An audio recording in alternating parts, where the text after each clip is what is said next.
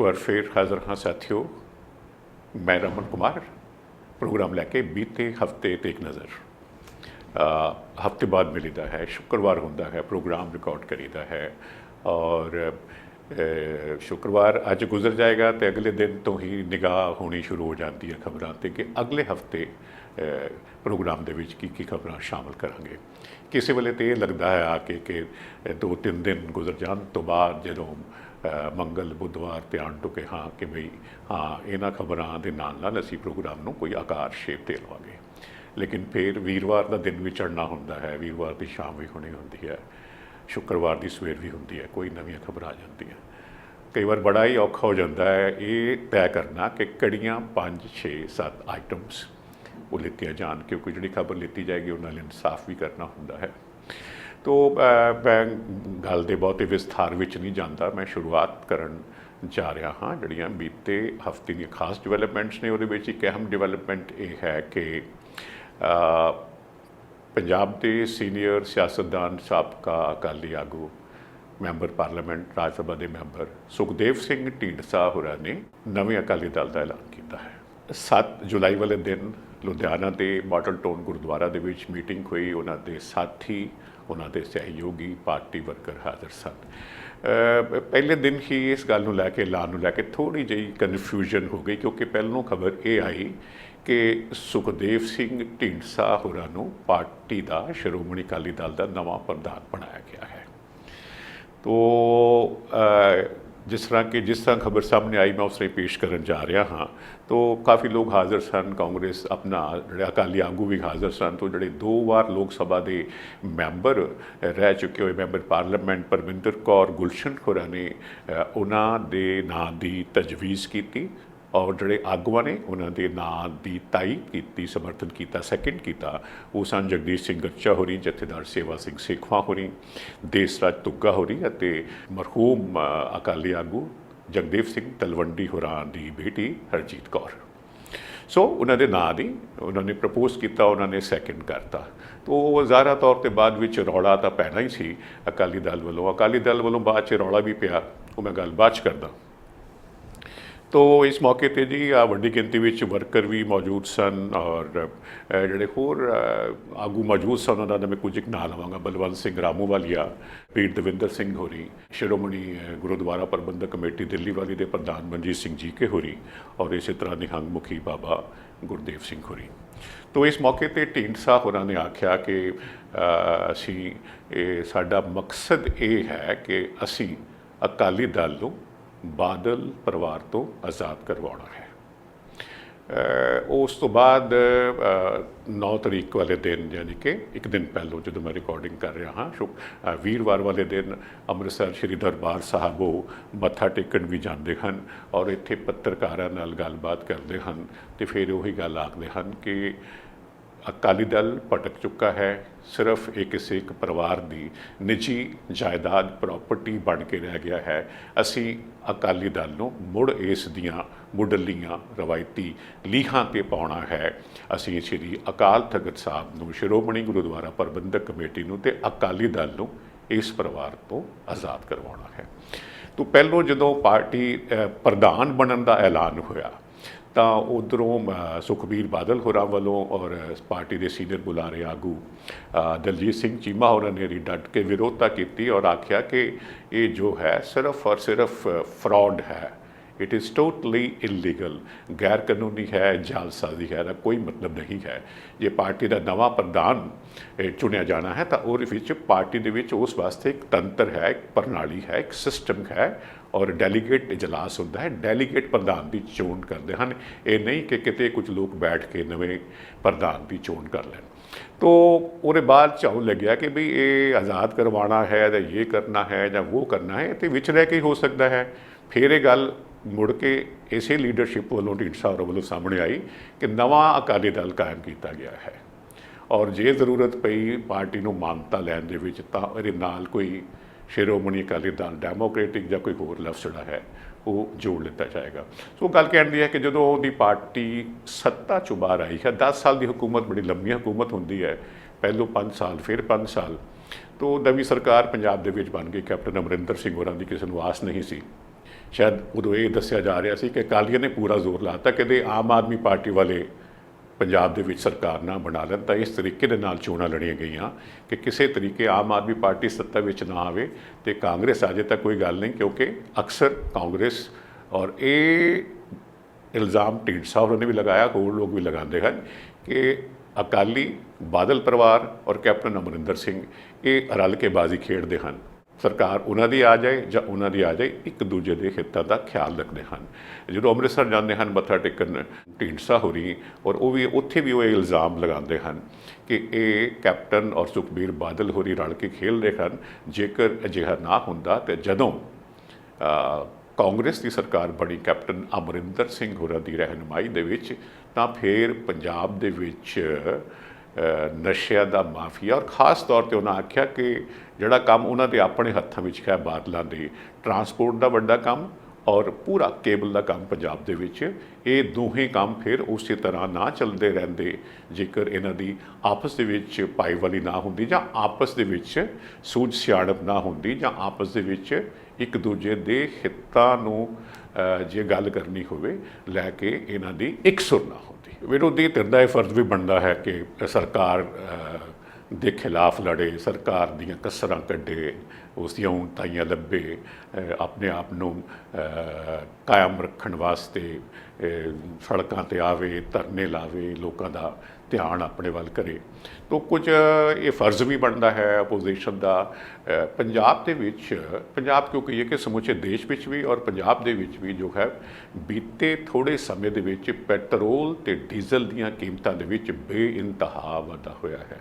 ਕਦੋਂ ਪੈਟਰੋਲ 70 ਤੋਂ 80, 81, 82 ਰੁਪਏ ਦਾ ਹੋ ਗਿਆ, 21-22 ਦਿਨ ਰੋਜ਼ 25, 30 ਪੈਸੇ, 40 ਪੈਸੇ, 80 ਪੈਸੇ ਵੱਧਦਾ ਗਿਆ। ਔਰ ਕਦੋਂ ਡੀਜ਼ਲ 70 ਦੇ ਪਾਰ ਪਹੁੰਚ ਗਿਆ, ਔਰ ਕਿਵੇਂ ਦਿੱਲੀ ਦੇ ਵਿੱਚ ਡੀਜ਼ਲ ਤਾਂ ਪੈਟਰੋਲ ਤੋਂ ਵੀ ਅੱਗੇ ਹੈ, 80 ਰੁਪਏ ਦੇ ਪਾਰ ਪਰ ਲੀਟਰ ਹੈ। ਤੋ ਇਸ ਦੇ ਖਿਲਾਫ ਜੋ ਹੈ ਅਕਾਲੀ ਦਲ ਨੇ ਮੁਹਿੰਮ ਵਿੱਢੀ ਹੈ ਕਿ ਪੰਜਾਬ ਦੇ ਵਿੱਚ ਥਾਂ ਥਾਂ ਧਰਨੇ ਦੇਣ ਦੀ। ਇਸ ਦੌਰਾਨ ਥਾਂ 'ਤੇ ਸਮਾਗਮ ਹੋਏ, ਜਲਸੇ ਹੋਏ। ਅਕਾਲੀ ਦਲ ਨੇ ਇਲਜ਼ਾਮ ਲਗਾਇਆ ਕਿ ਕਿਸਾਨਾਂ ਦਾ ਲੱਕ ਟੁੱਟਿਆ ਹੋਇਆ ਹੈ, ਲੋਕਾਂ ਦਾ ਵੱਡਾ ਨੁਕਸਾਨ ਹੋ ਰਿਹਾ ਹੈ, ਔਰ ਕਿਉਂਕਿ ਖਾਸ ਤੌਰ 'ਤੇ ਜੋ ਜ਼ਮੀਂਦਾਰ ਹੈ, ਕਿਸਾਨ ਹੈ, ਪਿੱਛੇ ਵਾਢੀਆਂ ਹੋ ਕੇ ਹਟੀਆਂ, ਹੁਣ ਝੋਨਾ ਬੀਜਿਆ ਜਾ ਰਿਹਾ ਹੈ, ਟਰੈਕਟਰ ਚੱਲਣੇ ਹੁੰਦੇ ਨੇ, ਟਰਾਲੀਆਂ ਮਾਰਕੀਟ ਜਾਣੀਆਂ ਹੁੰਦੀਆਂ ਨੇ, ਵਾਢੀਆਂ ਵੇਲੇ ਹਾਰਵੈਸਟਰ ਕੰਬਾਈਨ ਚੱਲਦੇ ਨੇ, ਹੁਣ ਝੋਨਾ ਲੱਗਣਾ ਤਾਂ ਪਾਣੀ ਦੀਆਂ ਮੋਟਰਾਂ ਚੱਲਣੀਆਂ ਨੇ, ਤਾਂ ਡੀਜ਼ਲ ਚਾਹੀਦਾ ਹੈ। ਬਿਜਲੀ ਤਾਂ ਮੁਫਤ ਹੈ, ਲੇਕਿਨ ਜਿੱਥੇ ਅਨੇਕ ਵਾਰ ਡੀਜ਼ਲ ਇੰਜਨਾਂ ਵਾਸਤੇ ਜਾਂ ਹਾਰਵੈਸਟਰ ਕੰਬਾਈਨਾਂ ਵਾਸਤੇ ਜਾਂ ਹੋਰ ਕੰਮਾਂ ਵਾਸਤੇ ਵੱਡੀ ਜਿਹੜੀ ਹੈ ਜ਼ਿਮੀਂਦਾਰ ਨੂੰ ਡੀਜ਼ਲ ਦੀ ਲੋੜ ਬਣੀ ਰਹਿੰਦੀ ਹੈ। ਤੋ ਇਸ ਮੌਕੇ ਦੇ ਉੱਪਰ ਜ਼ਾਹਿਰਾ ਤੌਰ 'ਤੇ ਜਦੋਂ ਤੁਸੀਂ ਇਹ ਗੱਲ ਕਰਦੇ ਪਏ ਹੋ ਤਾਂ ਉਹਨਾਂ ਨੇ ਅਕਾਲੀ ਦਲ ਨੇ ਮੰਗ ਕੀਤੀ, ਪਹਿਲਾਂ ਇਹ ਗੱਲ ਹਰਸਿਮਰਤ ਕੌਰ ਬਾਦਲ ਵੀ ਕਰ ਚੁੱਕੇ ਹੋਏ ਨੇ ਕਿ ਬਈ ਸਰਕਾਰ ਨੂੰ 10 ਰੁਪਏ ਪੈਟਰੋਲ ਡੀਜ਼ਲ ਦੀ ਕੀਮਤ ਜਿਹੜੀ ਹੈ ਘੱਟ ਕਰ ਦੇਣੀ ਚਾਹੀਦੀ ਹੈ। ਹੁਣ ਘੱਟ ਕਿਵੇਂ ਕਰੇ, ਖਜ਼ਾਨੇ ਦਾ ਪਹਿਲਾਂ ਹੀ ਖਾਲੀ ਹਨ। 2 ਲੱਖ ਕਰੋੜ ਰੁਪਏ ਤੋਂ ਵੱਧ ਦਾ ਕਰਜ਼ਾ ਤਾਂ ਉਦੋਂ ਹੀ ਸੀ ਜਦੋਂ ਬਾਦਲਾਂ ਨੇ ਸਰਕਾਰ ਛੱਡੀ ਸੀ ਅਕਾਲੀ ਦਲ ਨੇ। ਤਾਂ ਇਹ ਵੀ ਗੱਲ ਕਰਨੀ ਬਣਦੀ ਹੈ ਕਿ ਪੰਜਾਬ ਦੇ ਵਿੱਚ ਵੈਟ ਸਭ ਤੋਂ ਵੱਧ ਸੀ ਪੈਟਰੋਲ ਡੀਜ਼ਲ ਦੇ ਉੱਪਰ, ਪੈਟਰੋਲ ਉੱਪਰ। 1-2 ਪ੍ਰਾਂਤ ਇੰਡੀਆ ਦੇ ਇਹੋ ਜਿਹੇ ਹੋ ਸਕਦੇ ਹੈ, ਅਤੇ ਇਸ ਕਰਕੇ ਜੇ ਪੈਟਰੋਲ ਕਿਤੇ 65 ਰੁਪਏ ਸੀ ਬਾਹਰ ਚੰਡੀਗੜ੍ਹ ਹਰਿਆਣਾ 'ਚ ਕਿਤੇ ਹੋ, ਅਤੇ ਪੰਜਾਬ ਦੇ ਵਿੱਚ 70-72 ਰੁਪਏ ਵਿਕਦਾ ਸੀ। ਤੋ ਇਹ ਮਨਪ੍ਰੀਤ ਬਾਦਲ ਹੋਰੀ ਖਜ਼ਾਨਾ ਮੰਤਰੀ ਸਰਕਾਰ ਦੀ ਮਨਜ਼ੂਰੀ ਦੇ ਨਾਲ ਇਹਨਾਂ ਨੇ ਪੰਜਾਬ ਦੇ ਵਿੱਚ 10% ਵੈਟ ਘਟਾਈ ਸੀ, ਤਾਂ ਜਾ ਕੇ ਕੀਮਤਾਂ ਨੀਵੀਆਂ ਆ ਗਈਆਂ ਸਨ। ਅਤੇ ਜਦੋਂ ਬਾਦਲ ਹੋਰੀ ਇਹ ਗੱਲ ਆਖਦੇ ਹਨ ਕਿ ਇਹਨਾਂ ਨੂੰ 10 ਰੁਪਏ ਪੈਟਰੋਲ ਦੀ ਕੀਮਤ ਘਟਾਉਣੀ ਚਾਹੀਦੀ ਹੈ, ਸ਼ਾਇਦ ਉਹਨਾਂ ਨੂੰ ਆਪਣਾ ਸਮਾਂ ਯਾਦ ਨਹੀਂ ਆਉਂਦਾ। ਜੇ ਪੰਜਾਬ ਦੇ ਵਿੱਚ ਪਹਿਲੋਂ ਜਦੋਂ ਹੁਣ ਜਿਹੜੀਆਂ ਕੀਮਤਾਂ ਵਧੀਆਂ ਉਹਦੀ ਮੈਂ ਗੱਲ ਨਾ ਕਰਾਂ, ਕੀਮਤ ਘਟਾਈ ਸੀ ਤਾਂ ਇਸ ਸਰਕਾਰ ਨੇ ਆ ਕੇ ਘਟਾਈ ਸੀ। ਮੈਂ ਇਸ ਸਰਕਾਰ ਦਾ ਪੱਖ ਨਹੀਂ ਪੂਰ ਰਿਹਾ ਇਸੇ ਬਾਬਤ, ਕਿਉਂਕਿ ਮੈਂ ਗੱਲ ਕਹਿਣੀ ਚਾਹੁੰਦਾ ਹਾਂ ਕਿ ਜਦੋਂ ਇਹ ਗੱਲ ਕਹਿ ਰਹੇ ਨੇ, ਮੋਹਾਲੀ ਦੇ ਵਿੱਚ ਉਹਨਾਂ ਨੇ ਫਿਰ ਸਰਕਾਰ 'ਤੇ ਹੋਰ ਕਈ ਇਲਜ਼ਾਮ ਵੀ ਲਗਾਤੇ ਜਦੋਂ ਧਰਨੇ ਦੇ ਰਹੇ ਸਨ ਸੁਖਬੀਰ ਬਾਦਲ ਹੋਰਾਂ ਨੇ ਕਿ ਸਰਕਾਰ ਭ੍ਰਿਸ਼ਟ ਹੈ, 5600 ਕਰੋੜ ਰੁਪਏ ਦਾ ਸ਼ਰਾਬ ਘੁਟਾਲਾ ਹੈ, 4000 ਕਰੋੜ ਰੁਪਏ ਦਾ ਬੀਜ ਘੁਟਾਲਾ ਹੈ, ਹੁਣ ਬੀਮਾ ਘੁਟਾਲਾ ਸਾਹਮਣੇ ਆ ਗਿਆ ਹੈ। ਤਾਂ ਮੈਂ ਗੱਲ ਕਰ ਰਿਹਾ ਸੀ ਪੈਟਰੋਲ ਡੀਜ਼ਲ ਦੀ, ਅਤੇ ਵੀ ਇਹਨਾਂ ਨੂੰ ਘਟਾਉਣਾ ਚਾਹੀਦਾ ਹੈ। ਤਾਂ ਫਿਰ ਮੁੱਖ ਮੰਤਰੀ ਕੈਪਟਨ ਅਮਰਿੰਦਰ ਸਿੰਘ ਹੋਰਾਂ ਨੇ ਪਲਟਵਾਰ ਕੀਤਾ ਸੁਖਬੀਰ ਬਾਦਲ ਹੋਰਾਂ 'ਤੇ, ਭਾਈ ਤੁਸੀਂ ਮੇਰੇ ਮਗਰ ਕਿਉਂ ਪਏ ਹੋਏ ਹੋ, ਮੇਰੇ ਦੁਆਲੇ ਕਿਉਂ ਹੋ, ਹਾਂਜੀ।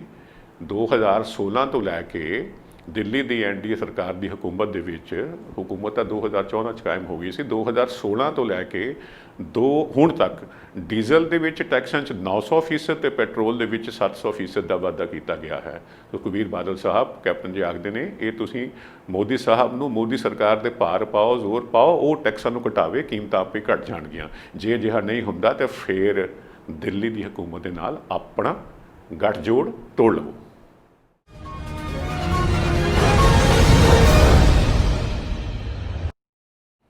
ਸੜਕਾਂ ਦਾ ਹਾਲ ਸਾਡੇ ਬੜਾ ਮਾੜਾ ਹੈ। ਜਦੋਂ ਕਰੋਨਾ ਦੇ ਦਿਨ ਸਨ, ਕਰੋਨਾ ਦੇ ਦਿਨ ਤਾਂ ਅਜੇ ਵੀ ਹਨ, ਮਤਲਬ ਜਦੋਂ ਕਰੋਨਾ ਕਰਕੇ ਕਰਫਿਊ ਸੀ, ਲਾਕਡਾਊਨ ਸੀ, ਕੁਝ ਇੱਕ ਹਾਦਸੇ ਤਾਂ ਹੋਏ, ਲੇਕਿਨ ਜਿੰਨੀਆਂ ਜਾਨਾਂ ਅਜੇ ਤੱਕ ਪੰਜਾਬ ਦੇ ਵਿੱਚ ਕਰੋਨਾ ਨੇ ਨਹੀਂ ਲਈਆਂ ਇੰਨੇ ਸਮੇਂ ਦੇ ਵਿੱਚ, ਜਿੰਨੀਆਂ ਜਾਨਾਂ ਸਾਡੇ ਇੱਕ ਮਹੀਨੇ ਦੇ ਵਿੱਚ ਸੜਕ ਹਾਦਸਿਆਂ ਦੇ ਵਿੱਚ ਚਲੀਆਂ ਜਾਂਦੀਆਂ ਹਨ। ਦਿਨ ਦੀਆਂ 10 ਤੋਂ 12, ਮਹੀਨੇ ਦੀਆਂ 350 ਤੋਂ ਲੈ ਕੇ 400, ਇਹੋ ਹੀ ਸਾਡਾ ਵਰਤਾਰਾ ਹੈ 2014-15 ਤੋਂ ਲੈ ਕੇ ਹੁਣ ਤੱਕ ਦਾ। ਲੇਕਿਨ ਕਰੋਨਾ ਦਾ ਜ਼ਿਕਰ ਮੈਂ ਤਾਂ ਕਰਤਾ, ਬਾਅਦ 'ਚ ਵੱਖਰੀ ਕਰੋਨਾ ਦੀ ਗੱਲਬਾਤ ਕਰਾਂਗੇ ਕਿ ਉਸ ਕਰਕੇ ਕਿਉਂਕਿ ਸੜਕਾਂ 'ਤੇ ਕੋਈ ਸੀ ਨਹੀਂ ਤਾਂ ਹਾਦਸੇ ਬੜੇ ਘੱਟ ਹੋ ਰਹੇ ਸਨ। ਹੁਣ ਕੁਝ ਹਾਦਸੇ ਜ਼ਰੂਰ ਹੋਏ, ਹੁਣ ਫਿਰ ਕਿਉਂਕਿ ਲਾਕਡਾਊਨ ਖੁੱਲ੍ਹ ਗਿਆ ਹੈ, ਆਵਾਜਾਈ ਆਮ ਵਾਂਗੂ ਬਹਾਲ ਹੋ ਗਈ ਹੈ, ਤੋ ਹੁਣ ਫਿਰ ਹਾਦਸਿਆਂ ਦੀ ਖਬਰਾਂ ਆਉਣ ਲੱਗ ਪਈਆਂ, ਕਾਰਨ ਕੋਈ ਵੀ ਹੋਵੇ। ਇਹ ਹੁਣ ਵੀਰਵਾਰ ਦੀ ਖਬਰ ਹੈ ਕਿ ਬਠਿੰਡਾ ਦੇ ਵਿੱਚ ਰਾਮਪੁਰਾ ਫੂਲ ਸਬ ਡਿਵੀਜ਼ਨ ਦੇ ਵਿੱਚ ਮੋੜ ਸੜਕ ਦੇ ਉੱਪਰ ਇੱਕ ਬੜਾ ਦਰਦਨਾਕ ਹਾਦਸਾ ਹੋਇਆ। ਕਾਰ ਸੀ, ਟੈਂਕਰ ਸੀ, ਆਮੋ ਸਾਹਮਣੇ ਟੱਕਰ ਹੋਈ। ਕਾਰ ਸਵਿਫਟ ਕਾਰ ਸੀ, ਇਹਦੇ ਵਿੱਚ 6 ਜਣੇ ਸਵਾਰ ਸਨ, ਯਾਰ ਦੋਸਤ ਸਨ, 2-3 ਪਿੰਡਾਂ ਦੇ ਸਨ, ਬਠਿੰਡੇ ਗਏ ਸਨ, ਖਰੀਦਦਾਰੀ ਕਰਨ ਗਏ ਸਨ, ਸ਼ਾਪਿੰਗ ਕਰਨ ਗਏ ਸਨ। ਪਤਾ ਨਹੀਂ ਐਗਜ਼ੈਕਟਲੀ ਗੱਲ ਸਮਝ ਆਵੇ ਨਾ ਆਵੇ ਸਾਨੂੰ ਹੁਣ ਜਾਂ ਬਾਅਦ ਦੇ ਵਿੱਚ ਕਿ ਜ਼ਿੰਮੇਦਾਰ ਕੌਣ ਸੀ।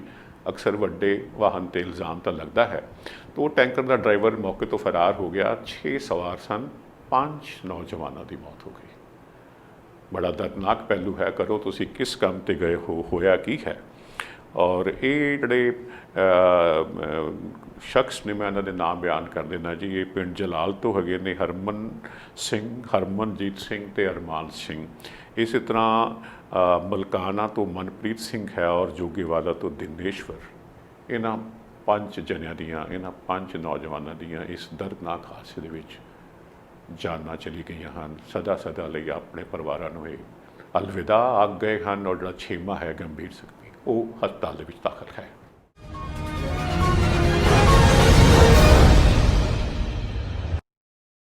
ਸੋ ਜੀ ਇਹ ਖਬਰ ਸੰਬੰਧਿਤ ਹੈ US ਦੇ ਵਿੱਚ ਜਿਹੜੇ ਸਟੂਡੈਂਟਸ ਪੜ੍ਹ ਰਹੇ ਹਨ, ਉਹ ਇੰਡੀਅਨ ਸਟੂਡੈਂਟਸ ਹਨ ਜਾਂ ਹੋਰ ਸਟੂਡੈਂਟਸ ਹਨ। ਸਾਡੇ ਵਾਸਤੇ, ਸਾਡੇ ਸਟੂਡੈਂਟਸ ਵਾਸਤੇ ਖਬਰ ਮਾੜੀ ਹੈ। ਸਾਡੇ ਇਸ ਪਿੱਛੇ ਵੀ ਜ਼ਿਆਦਾ ਮੁਸ਼ਕਿਲ ਦੀ ਗੱਲ ਹੈ ਕਿਉਂਕਿ ਸਾਡੇ ਇੰਡੀਆ ਤੋਂ ਬੜੀ ਵੱਡੀ ਗਿਣਤੀ ਦੇ ਵਿੱਚ ਸਟੂਡੈਂਟਸ ਆ ਕੇ ਅਮਰੀਕਾ ਪੜ੍ਹਾਈ ਕਰਦੇ ਹਨ, ਉੱਥੇ ਗ੍ਰੈਜੂਏਸ਼ਨ ਕਰਦੇ ਹਨ, ਉੱਥੇ ਪੋਸਟ ਗ੍ਰੈਜੂਏਸ਼ਨ ਕਰਦੇ ਹਨ। ਰਸਮੀ ਸਟੱਡੀਜ਼ ਤੋਂ ਇਲਾਵਾ ਵੀ ਅਲੱਗ-ਅਲੱਗ ਇੰਸਟੀਚਿਊਟਸ ਦੇ ਵਿੱਚ ਸਟੱਡੀ ਕਰ ਰਹੇ ਹੁੰਦੇ ਹਨ। ਪਹਿਲੋਂ ਮਾੜੀ ਖਬਰ ਆਈ ਸੀ H1B ਵੀਜ਼ਾ ਨੂੰ ਲੈ ਕੇ। ਉਹਨਾਂ ਲੋਕਾਂ ਵਾਸਤੇ ਜਿਹੜੇ ਖੁਆਇਸ਼ਮੰਦ ਹੁੰਦੇ ਹਨ, ਪ੍ਰੋਫੈਸ਼ਨਲੀ ਜਾ ਕੇ ਅਮਰੀਕਾ ਸੈਟਲ ਹੋਣਾ ਚਾਹੁੰਦੇ ਹਨ ਜਾਂ H1B ਵੀਜ਼ਾ 'ਤੇ ਉੱਥੇ ਜਾ ਕੇ ਕੰਮ ਕਰਨਾ ਚਾਹੁੰਦੇ ਹਨ, ਤਾਂ ਉਹਨਾਂ ਵਾਸਤੇ ਮਾੜੀ ਖਬਰ ਆਈ ਸੀ।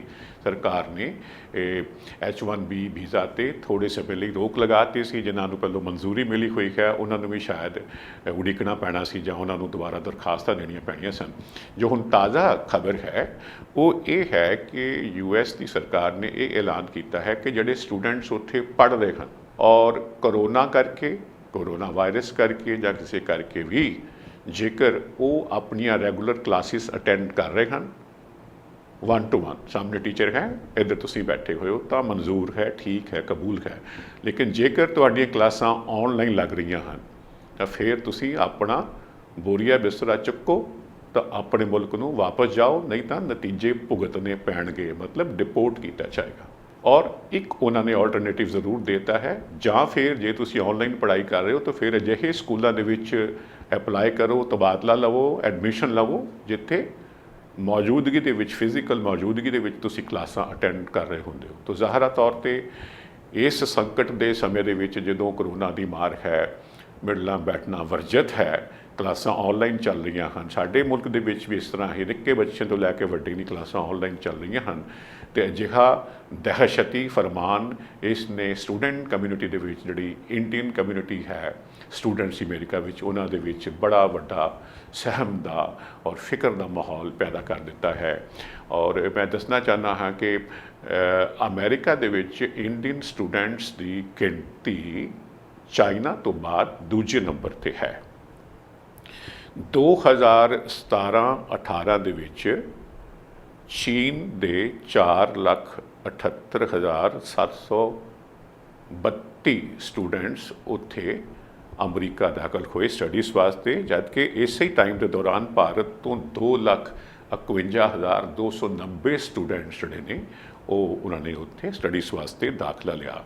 ਤਾਂ ਉਸ ਤੋਂ ਬਾਅਦ ਯਾਨੀ ਕਿ ਬੀਤੇ ਸਾਲ 2018 ਤੋਂ 2019 ਦੇ ਵਿੱਚ ਇਹ ਜਿਸ ਤਰ੍ਹਾਂ ਮੈਂ ਤੁਹਾਨੂੰ ਬਿਆਨ ਕੀਤਾ ਹੈ 2,51,000 ਕੁਝ 290, ਉਹਦੇ ਵਿੱਚ 4,157 ਸਟੂਡੈਂਟਸ ਦਾ ਹੋਰ ਵਾਧਾ ਹੁੰਦਾ ਹੈ, ਯਾਨੀ ਕਿ ਅਗਲੇ ਸਾਲ ਕਰੀਬ 2,55,000 ਤੋਂ ਵੱਧ ਇੰਡੀਅਨ ਸਟੂਡੈਂਟਸ ਉੱਥੇ ਦਾਖਲਾ ਲੈਂਦੇ ਹਨ। ਤਾਂ ਇਹਨਾਂ ਸਾਰਿਆਂ ਵਾਸਤੇ ਇਹ ਬਹੁਤ ਫਿਕਰ ਦੀ ਬੜੇ ਸਹਿਮ ਦੀ ਘੜੀ ਹੈ। ਲੱਖਾਂ ਰੁਪਏ ਦਾ ਖਰਚਾ ਹੁੰਦਾ ਹੈ, ਭਵਿੱਖ ਦਾਅ 'ਤੇ ਲੱਗਿਆ ਹੁੰਦਾ ਹੈ। ਕਿਤੇ ਵਾਪਸੀ ਕਰਨੀ ਪੈ ਗਈ ਤਾਂ ਇਸ ਤੋਂ ਮਾੜੀ ਖਬਰ ਕੋਈ ਨਹੀਂ ਹੋ ਸਕਦੀ।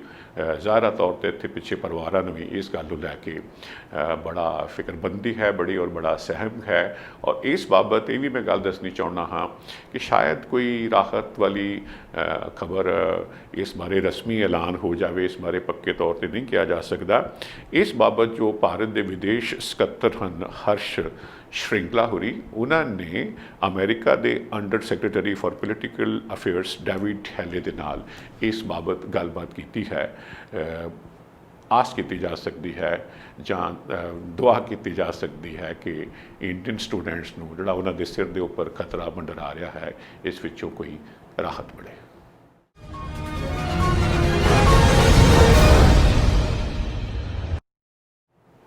ਸ਼੍ਰੀ ਗੁਰੂ ਗ੍ਰੰਥ ਸਾਹਿਬ ਦੀ ਬੇਅਦਬੀ ਨੂੰ ਲੈ ਕੇ, ਇਸ ਬੇਅਦਬੀ ਦੇ ਕੇਸ ਨੂੰ ਲੈ ਕੇ ਪੰਜਾਬ ਦੇ ਵਿੱਚ ਅਜੇ ਵੀ ਨਿਰੰਤਰ ਪੰਬਲ ਪੂਸੇ ਵਾਲੀ ਸਥਿਤੀ ਦੀ ਬਣੀ ਹੋਈ ਹੈ। 2015 ਦੀ ਇਹ ਵਾਰਦਾਤ ਹੈ ਜਦੋਂ ਗੁਰੂ ਗ੍ਰੰਥ ਸਾਹਿਬ ਦੀ ਭੀੜ ਚੋਰੀ ਹੁੰਦੀ ਹੈ, ਫਿਰ ਪੱਤਰੇ ਅੰਗ ਜਿਹੜੇ ਹਨ ਉਹ ਖਿਲਰੇ ਹੋਏ ਮਿਲਦੇ ਹਨ। ਬਾਦਲ ਹੋਰਾਂ ਦੀ ਸਰਕਾਰ ਸੀ, ਉਹਦੇ ਬਾਅਦ ਦੇ ਵਿੱਚ ਅੰਦੋਲਨ ਧਰਨਾ ਹੁੰਦਾ ਹੈ, ਗੋਲੀਬਾਰੀ ਹੁੰਦੀ ਹੈ, 2 ਲੋਕ ਮਾਰੇ ਜਾਂਦੇ ਹਨ। ਪੰਜਾਬ ਪੁਲਿਸ ਇਨਕੁਆਇਰੀ ਕਰ ਰਹੀ ਹੁੰਦੀ ਹੈ, ਬਾਦਲ ਸਰਕਾਰ CBI ਨੂੰ ਮਾਮਲਾ ਸੌਂਪ ਦਿੰਦੀ ਹੈ ਸੈਂਟਰ ਦੇ ਵਿੱਚ, ਤਾਂ ਕਿ ਸਾਨੂੰ ਥੋੜ੍ਹਾ ਇਸ ਮਾਮਲੇ 'ਚ ਰਾਹਤ ਮਿਲ ਜਾਏਗੀ ਵੀ ਹਾਂ ਸੈਂਟਰਲ ਏਜੰਸੀ ਜਿਹੜੀ ਹੈ ਮਾਮਲਾ ਦੇਖ ਰਹੀ ਹੈ। ਉਸ ਦੇ ਬਾਅਦ ਪੰਜਾਬ ਦੇ ਵਿੱਚ ਨਵੀਂ ਸਰਕਾਰ ਆਉਂਦੀ ਹੈ, ਪਹਿਲੋਂ ਢਿਲਮਟ ਹੈ। ਇਸ ਦੌਰਾਨ CBI ਜਿਹੜੀ ਹੈ ਉਹ ਮੋਹਾਲੀ ਦੀ ਵਿਸ਼ੇਸ਼ ਅਦਾਲਤ ਦੇ ਵਿੱਚ ਕਲੋਜ਼ਰ ਰਿਪੋਰਟ ਜਿਹੜੀ ਹੈ ਉਹ ਦਾਇਰ ਕਰ ਦਿੰਦੀ ਹੈ ਕਿ ਉਹਨਾਂ ਨੇ ਪੁਣਛਾਣ ਕਰ ਲਈ ਹੈ, ਔਰ ਜੋ ਹੈ ਬਿਆਨ ਕਰ ਦਿੰਦੀ ਹੈ ਕਿ ਕੋਈ ਦੋਸ਼ੀ ਲੱਭਦਾ ਨਹੀਂ ਹੈ। ਅਤੇ ਇਉਂ ਲੱਗਦਾ ਹੈ ਜਿਵੇਂ ਕਿਸੇ ਪ੍ਰਭਾਵ ਦੇ ਵਿੱਚ ਆ ਕੇ ਇਹ ਰਿਪੋਰਟ ਦਾਇਰ ਕੀਤੀ ਗਈ ਹੈ। ਪੰਜਾਬ ਸਰਕਾਰ ਇਸ ਦਾ ਵਿਰੋਧ ਕਰਦੀ ਹੈ। CBI ਕੇਸ ਅਗਲੀ ਅਦਾਲਤ ਵਿੱਚ ਜਾਂਦਾ ਹੈ, ਲੇਕਿਨ ਪੰਜਾਬ ਸਰਕਾਰ ਦੀ ਗੱਲ ਸੁਣ ਲਈ ਜਾਂਦੀ ਹੈ। ਔਰ ਇਸ ਦੌਰਾਨ ਪੰਜਾਬ ਦੀ ਅਸੈਂਬਲੀ, ਪੰਜਾਬ ਸਰਕਾਰ ਕਹਿ ਲਓ, ਇੱਕ ਮਤਾ ਪਾਸ ਕਰਵਾਉਂਦੀ ਹੈ ਪੰਜਾਬ ਦੀ ਅਸੈਂਬਲੀ ਦੇ ਵਿੱਚੋਂ ਕਿ CBI ਕੋਲੋਂ ਕੇਸ ਜੋ ਹੈ ਉਹ ਵੈਸੇ ਹੀ ਵਾਪਸ ਲੈ ਲਿਆ ਜਾਵੇ। ਪੰਜਾਬ ਦੀ ਬੇਨਤੀ ਜੋ ਹੈ ਪ੍ਰਵਾਨ ਹੋ ਜਾਂਦੀ ਹੈ ਅਦਾਲਤ ਦੇ ਕੋਲ, ਕਿਉਂਕਿ ਮਾਮਲਾ ਜਾਂਦਾ ਹੈ ਅਤੇ ਪੰਜਾਬ ਦੇ ਪੱਖ ਨੂੰ ਅਹਿਮੀਅਤ ਦਿੰਦਿਆਂ ਹੋਇਆ ਉਹਦੇ ਫੇਵਰ 'ਚ ਫੈਸਲਾ ਕੀਤਾ ਜਾਂਦਾ ਹੈ। ਹੁਣ ਬੜੀ ਹਾਸੋਹੀਣੀ ਸਥਿਤੀ ਹੈ ਪੰਜਾਬ ਦੇ ਵਿੱਚ। ਇੱਕ ਸਪੈਸ਼ਲ ਇਨਵੈਸਟੀਗੇਸ਼ਨ ਟੀਮ ਇਸ ਮਾਮਲੇ ਦੀ ਜਾਂਚ ਕਰ ਰਹੀ ਹੈ। ADG, ਉਸਦੇ ਮੁਖੀ ਖਾਨ ਜਿਹੜੇ ਐਕਟਿਵ ਇੰਸਪੈਕਟਰ ਜਨਰਲ ਪੁਲਿਸ ਹਨ ਕੁੰਵਰ ਵਿਜੇ ਪ੍ਰਤਾਪ ਸਿੰਘ ਹੋਰੇ, ਉਹ ਇਸ ਕੇਸ ਦੀਆਂ ਵੱਖ-ਵੱਖ ਪਰਤਾਂ ਫੋਲ ਰਹੇ ਹਨ। ਨਿਰੰਤਰ ਕੋਈ ਨਾ ਕੋਈ ਖਬਰ ਆਉਂਦੀ ਰਹਿੰਦੀ ਹੈ। ਹੁਣ ਇੱਕ ਨਵੀਂ ਕਹਾਣੀ, ਨਵੀਂ ਖਬਰ ਨਿਕਲ ਕੇ ਆ ਗਈ ਹੈ ਕਿ ਲੱਗਦਾ ਮਾੜੀ ਮੋਟੀ ਮੇਰੇ ਵਰਗੇ ਸ਼ਖਸ ਨੂੰ, ਮਾੜੀ ਮੋਟੀ ਸਮਝ ਰੱਖਣ ਵਾਲੇ ਬੰਦੇ ਨੂੰ ਇਹ ਗੱਲ ਸਮਝ ਨਹੀਂ ਆ ਰਹੀ। ਆਮ ਬੰਦੇ ਨੂੰ ਗੱਲ ਕਿੱਥੋਂ ਸਮਝ ਆਏਗੀ। ਨਵਾਂ ਮੁੱਦਾ ਇਹ ਹੈ ਕਿ CBI ਨੇ ਹੁਣ ਮੋਹਾਲੀ ਦੀ CBI ਦੀ ਵਿਸ਼ੇਸ਼ ਅਦਾਲਤ ਦੇ ਵਿੱਚ ਇਹ ਦਰਖਾਸਤ, ਇਹ ਐਪਲੀਕੇਸ਼ਨ ਲਾਈ ਹੈ ਕਿ ਪੰਜਾਬ ਸਰਕਾਰ, ਕਿ ਪੰਜਾਬ ਦੋ ਏਜੰਸੀਆਂ ਇੱਕੋ ਵੇਲੇ ਇਸ ਮਾਮਲੇ ਦੀ ਜਾਂਚ ਨਹੀਂ ਕਰ ਸਕਦੀਆਂ। ਪੈਰਲਲ ਇਨਕੁਆਇਰੀ ਪੰਜਾਬ ਸਰਕਾਰ ਨਹੀਂ ਕਰ ਸਕਦੀ, ਕਿਉਂਕਿ ਇਹ ਕੇਸ ਜਿਹੜਾ ਹੈ, ਜਿਹੜਾ ਸੈਂਟਰਲ ਗਵਰਨਮੈਂਟ ਨੇ CBI ਨੋਟੀਫਿਕੇਸ਼ਨ ਜਾਰੀ ਕਰਕੇ ਜਾਂਚ ਦਾ ਆਦੇਸ਼, ਹੁਕਮ CBI ਨੂੰ ਦਿੱਤਾ ਸੀ, ਉਹ ਅਜੇ ਨੋਟੀਫਿਕੇਸ਼ਨ ਸੈਂਟਰਲ ਗਵਰਨਮੈਂਟ ਨੇ ਵਾਪਸ ਨਹੀਂ ਲਿਆ। ਤਾਂ ਅਸੀਂ ਇਸ ਮਾਮਲੇ ਦੀ ਜਾਂਚ ਜਾਰੀ ਰੱਖਣਾ ਚਾਹੁੰਦੇ ਹਾਂ। एक पासे तुसी 2 साल पहलों क्लोजर रिपोर्ट भी लगाती, हुण तुसी कहंदे हो मामला की जांच जिहड़ी है वो असीं जारी रखना चाहते हैं। लोगों को गल समझ नहीं आ रही। इधरों दूजी डिवेलपमेंट ये हो गई हुण 2-3 दिन पहलों, क्योंकि पंजाब ਦੀ पुलिस ने मामले की जांच करदिया होया ये पाया कि इस मामले दे विच डेरा सच्चा सौदा दा मुखी राम रहीम जिहड़ा होरला केसां दे विच सज़ा भुगत रहा, जेल विच 5-10 लाखां पिछे है, वो ते उहदे साथी दोषी हैं। इस दौरान जिहड़ा है इस साजिश नूं लैके फरीदकोट की अदालत दे विच बीते दिनी पुलिस ने चार्जशीट दायर की। 7 दोषियों के नाम ने। हुण वो दोषियों ने दरखास्त की है अदालत दे विच फरीदकोट की कि भाई ये साडे नाल नाइंसाफ़ी हो रही है। CBI की क्लोजर रिपोर्ट दे विच सानू दोषी नहीं सी पाया गया। दूसरा हुण CBI ने ये केस वापस दोबारा अपने को लैन वास्ते मोहाली की विशेष अदालत दे विच दरखास्त पाई है, रिक्वेस्ट पाई है, एप्लीकेशन पाई है। सो वो अदालत इस तो उच्ची अदालत है, उत्थे उस केस की जो सुनवाई शुरू हो रही है तो सानू तुसी साडे नाल नाजायज़ कर रहे हो। केस उत्थे अजे सब जुडिस है तो सानू जो है वो रख दी जाए। सो ये अनेक भंबल पूसे हैं। इन्हें 5 साल हो गए ने, कड़े तन पत्तन लगना है इस केस ने, कोई गल समझ नहीं आ रही। आने वाले दिनों के विच फिर कोई अजिही खबर आएगी, और मैं की कराँगा, जो मैनू जिन्नी समझ आएगी मैं तुहाडे सामने रखांगा। कुछ तुसीं भी वेखना सोचना समझना है कि किवें ये मगर इंस्पिरेशन की है। CBI कोलों एक ही CBI अपने आप ही काम कर रही है कि CBI ने कोई मुतासर कर रहा है, इन्फ्लुएंस कर रहा है, इंस्पायर कर रहा है कि इसी तरह ही केस उलझा रहे और इसी तरह लोग जो है ना कन्फ्यूज रहन, तो किसी को कोई गल समझ ना आए कौन किनू बचा रहा है, किनू दोषी ठहरा रहा है। ये कन्फ्यूजन जिमें बनी रहे। सरकार जी है बादलों तो बाद कांग्रेस की आ गई, कांग्रेस तो बाद बादलों की आ जाएगी, तो ये केस जिमें हैं इन्हां दी तोड़ मरोड़ इंज ही चलती रहेगी, किसी भी सिट्टे ते असीं नहीं पहुँचांगे।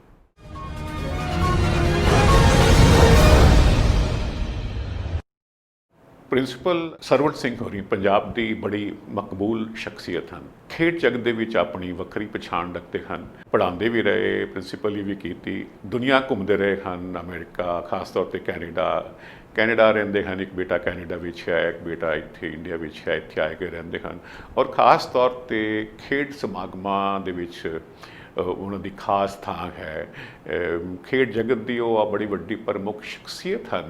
वो इस करके क्योंकि उन्होंने किन्नियां ही किताबां लिखियां हैं जिहदे विच उन्होंने जिस तरह हुण वो मेरियां खेड जगत के नाल नाल तो लिखियां, खेड शख्सियतां के नाल उन्हां बारे तो लिखियां ही लिखियां ने, नाल नाल उन्होंने पंजाब दियां वो शख्सियतां जिन्हां ने आपो अपने फील्ड दे विच अपना वखरा नामना कमाया खट्टिया है, उन्हां दे उपर लिखियां हैं किताबां। जिस तरह उन्हां दी किताब है पंजाब दे कोहिनूर, ये उन्होंने 2 पार्ट्स दे विच लिखी है। इहदे विच वो शख्सियतां हैं जिहड़ियां खेड जगत नाल तलक रखदियां हैं, जां वो शख्सियतां हैं जिन्हां ने अदरवाइज पंजाब दे वास्ते मोहरी काम कीता है, जिवें खेतीबाड़ी विग्यानी सरदारा सिंह जौहल खान, जिस तरह वड्डे एडमिनिस्ट्रेटर है महेंद्र सिंह रंधावा होरी। तो खेड जे खेडां वाले का नाम लईए तो खेडां का नाम तुसीं असीं अनेक नाम लई जावांगे तो वो उन्हां दा जिक्र आता रहेगा। इन्हां किताबां दे विच भी है, और उन्होंने वक्रियां एक प्लेयर की भी किताब लिखी है, जिवें 3 बार दे ओलंपिक दे हॉकीन gold medallist Balbir Singh senior होरी ने, उन्हां बारे भी किताब है जिवें उसका टाइटल है गोल्डन गोल। तो ये 80वां मैं जिक्र तां कर रहा कि 8 जुलाई को इन्होंने अपनी उम्र के 80 वरे पूरे किए। इन्हां बाबत होरना लोगों ने भी लेख लिखे, उन्होंने जन्मदिन पर उन्होंने दोस्त अजीज़ जोड़े ने गुलजार संधू होरां दा पूरा वड्डा लेख सी। यार दोस्त भी ने आपस मुहब्बत भी रखते हैं, तो किन्ने ही हवाले दिते हुए सन गुलजार संधू होना ने सरवण सिंह होरां दी लेखनी तो। 8 जुलाई वाले दिन सरवण सिंह होरां ने अपने 80 वरे पूरे करन ते अपना लेख लिखिया आप, जो पंजाबी ट्रिब्यून दे विच छपिया। तो बड़ी दिलचस्प गल है। इन्हां दा आखना है मैं तंदुरुस्त रखिया होया अपने आप नूं, जिंदा दिली दे नाल जींदा हाँ, रोज़ किसी मकसद दे नाल जींदा हाँ। 7-8 किलोमीटर घट्टो घट्ट मैं वॉक करदा हाँ, 7 तो लैके 9 घंटे मैं रोज़ पढ़दा लिखदा भी हाँ। और आखदे हैं कि जिंदगी जो है ये एक खेड है, ਔਰ ਹਰ ਇਨਸਾਨ ਇੱਕ ਖਿਡਾਰੀ ਹੈ। ਜਿਵੇਂ ਪਲੇਅਰਸ ਨੇ ਜਿਹੜੇ ਐਥਲੈਟਿਕਸ ਦੇ ਵਿੱਚ ਨੇ, ਡਿਸਕਸ ਥਰੋ ਦੇ ਵਿੱਚ ਨੇ, ਥਰੋਸ ਦੇ ਵਿੱਚ ਨੇ, ਜਾਂ ਵੇਟ ਲਿਫਟਿੰਗ ਦੇ ਵਿੱਚ ਨੇ, ਉਹਨਾਂ ਨੂੰ ਅਨੇਕ ਵੰਗਾਰਾਂ ਹੁੰਦੀਆਂ ਨੇ, ਨਵੇਂ ਚੈਲੰਜ ਹੁੰਦੇ ਨੇ, ਨਵੀਆਂ ਵੰਗਾਰਾਂ ਹੁੰਦੀਆਂ ਨੇ, ਨਵੇਂ ਮਕਾਮ ਸਰ ਕਰਨੇ ਹੁੰਦੇ ਨੇ, ਨਵੇਂ ਰਿਕਾਰਡ ਕਾਇਮ ਕਰਨੇ ਹੁੰਦੇ ਨੇ, ਆਪਣੀ ਵੱਖਰੀ ਥਾਂ ਬਣਾਉਣੀ ਹੁੰਦੀ ਹੈ ਲਿਸ਼ਕਣ ਵਾਸਤੇ, ਵੱਖਰੇ ਨਜ਼ਰ ਆਉਣ ਵਾਸਤੇ। ਇਸੇ ਤਰ੍ਹਾਂ ਹੀ ਆਮ ਇਨਸਾਨ ਨੂੰ ਜ਼ਿੰਦਗੀ ਜੀਂਦਿਆਂ ਹੋਇਆਂ ਇਸੇ ਤਰ੍ਹਾਂ ਹੀ ਪਲੇਅਰਾਂ ਦੇ ਵਾਂਗ ਇਹ ਇੱਕ ਵੱਖ-ਵੱਖ ਵੰਗਾਰਾਂ ਦਾ ਜੋ ਹੈ ਉਹ ਸਾਹਮਣਾ ਕਰਨਾ ਹੀ ਪੈਂਦਾ ਹੈ। ਔਰ ਅਸਲ ਸਹੀ ਵਧੀਆ ਤੰਦਰੁਸਤ ਕਾਮਯਾਬ ਸ਼ਖਸ ਉਹ ਹੈ ਜਿਹੜਾ ਇਹਨਾਂ ਵੰਗਾਰਾਂ ਦਾ ਡਟ ਕੇ ਮੁਕਾਬਲਾ ਕਰੇ। ਅਸੀਂ ਪ੍ਰੋਫੈਸਰ ਪ੍ਰਿੰਸੀਪਲ ਸਰਵਣ ਸਿੰਘ ਹੋਰਾਂ ਨੂੰ 1000 ਖੇਡ ਮੇਲਿਆਂ ਤੋਂ ਵੱਧ ਮੈਂ ਦੇਖ ਚੁੱਕਾ ਔਰ 200 ਖੇਡ ਮੇਲਿਆਂ ਬਾਰੇ ਮੈਂ ਲਿਖ ਚੁੱਕਾ ਔਰ 200-300 ਖਿਡਾਰੀਆਂ ਬਾਰੇ ਲਿਖ ਚੁੱਕਾ। ਇਹ ਵੀ ਮੈਂ ਦੱਸ ਦਿਆਂ 79ਵੇਂ ਸਾਲ 'ਚ 7 ਕਿਲੋਮੀਟਰ ਦਾ ਪੱਕਾ ਤੁਰਦਾ, 9 ਘੰਟੇ ਮੈਂ ਪੜ੍ਹਦਾ ਲਿਖਦਾ। 7 ਤੇ 9 79ਵਾਂ ਸਾਲ। 8 ਜੁਲਾਈ ਗੁਜ਼ਰ ਜਾਣ ਤੋਂ ਬਾਅਦ ਮੈਂ ਆਪਣੇ ਵੱਲੋਂ ਔਰ ਆਪਣੇ ਚੈਨਲ ਪੰਜਾਬ 1 TV ਵੱਲੋਂ ਮੁਬਾਰਕ ਆਖਦਾ ਹਾਂ।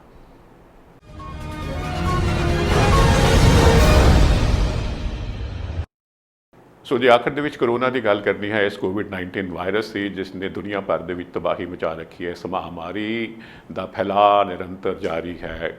ਦੁਨੀਆ ਦਾ ਕੋਈ ਦੇਸ਼ ਨਹੀਂ ਬਚਿਆ ਹੈ। ਸਭ ਤੋਂ ਜ਼ਿਆਦਾ ਦੇਸ਼ ਅਮਰੀਕਾ ਪ੍ਰਭਾਵਿਤ ਹੈ, ਉਸ ਤੋਂ ਜ਼ਿਆਦਾ ਵੱਡੀ ਮਾਰ ਬ੍ਰਾਜ਼ੀਲ ਨੂੰ ਪਈ ਹੈ। ਕੇਸਾਂ ਦੇ ਮਾਮਲੇ ਦੇ ਵਿੱਚ ਭਾਰਤ ਦਾ ਤੀਜਾ ਨੰਬਰ ਆ ਗਿਆ ਹੈ। ਜੇਕਰ ਅਮਰੀਕਾ ਦੀ ਅਸੀਂ ਦੁਨੀਆ ਦੀ ਗੱਲ ਕਰੀਏ ਤਾਂ ਜਦੋਂ ਮੈਂ ਪ੍ਰੋਗਰਾਮ ਰਿਕਾਰਡ ਕੀਤਾ ਹੈ ਤਾਂ ਐਗਜ਼ੈਕਟ ਫਿਗਰ ਜਿਹੜੀ ਮੈਂ ਸਵੇਰੇ ਦੇਖੀ ਸੀ ਉਹ ਬਣਦੀ ਹੈ ਜੀ, ਹੁਣ ਤੱਕ ਦੁਨੀਆ ਦੇ ਵਿੱਚ ਵੱਖ-ਵੱਖ ਦੇਸ਼ਾਂ ਵਿੱਚ 1,27,74,657 ਕੇਸ ਰਿਪੋਰਟ ਹੋ ਚੁੱਕੇ ਹੋਏ ਹਨ ਔਰ 5,54,433 ਮੌਤ ਤੋਂ ਜ਼ਿਆਦਾ ਤੌਰ 'ਤੇ ਜਦ ਤੱਕ ਇਹ ਪ੍ਰੋਗਰਾਮ ਟੈਲੀਕਾਸਟ ਹੋਏਗਾ ਇਹ ਗਿਣਤੀ ਅਸੀਂ ਜਾਣਦੇ ਹਾਂ ਵੱਧ ਚੁੱਕੀ ਹੋਏਗੀ। ਅਮਰੀਕਾ ਦੇ ਵਿੱਚ 31,83,687 ਕੇਸ ਜਦ ਮੈਂ ਸਵੇਰੇ ਦੇਖ ਰਿਹਾ ਸੀ ਰਿਪੋਰਟ ਹੋ ਚੁੱਕੀ ਹੋਈ ਸੀ। ਬਹੁਤਾਂ 1,32,300 ਇੰਨੀ ਤਬਾਹਕੁਨ ਵਾਇਰਸ से ਸਾਬਤ ਹੋ ਰਹੀ ਹੈ ਔਰ ਜ਼ਿਆਦਾ ਤੌਰ 'ਤੇ ਅਸੀਂ ਜਾਣਦੇ ਹਾਂ ਨਾ ਕੋਈ ਫਿਲਹਾਲ ਵੈਕਸੀਨ ਹੈ ਔਰ ਨਾ ਕੋਈ ਇਸ ਦੀ ਦਵਾਈ ਹੈ। ਵੈਕਸੀਨ ਡਿਵੈਲਪ ਕਰਨ ਦੇ ਵਿੱਚ ਬੜਾ ਲੰਮਾ ਟਾਈਮ ਲੱਗਦਾ ਹੈ। ਇੰਡੀਆ ਦੇ ਵਿੱਚ ਦੇਖੋ ਜੀ ਬਹੁਤ ਤੇਜ਼ ਰਫ਼ਤਾਰ ਨਾਲ ਗਿਣਤੀ ਵੱਧ ਰਹੀ ਹੈ। ਐਗਜ਼ੈਕਟ ਫਿਗਰ ਸਵੇਰ ਦੀ ਸੀ 7,94,117 ਕੇਸ ਔਰ ਜਦੋਂ ਤੱਕ ਪ੍ਰੋਗਰਾਮ ਟੈਲੀਕਾਸਟ ਹੋਏਗਾ ਬੜੀ ਸਿੰਪਲ ਜੀ ਗੱਲ ਹੈ ਕਿਤੇ 8 ਲੱਖ ਤੋਂ ਅਸੀਂ ਬਹੁਤ ਅੱਗੇ ਪਹੁੰਚ ਜਾਣਾ ਹੈ। ਕਿਉਂ?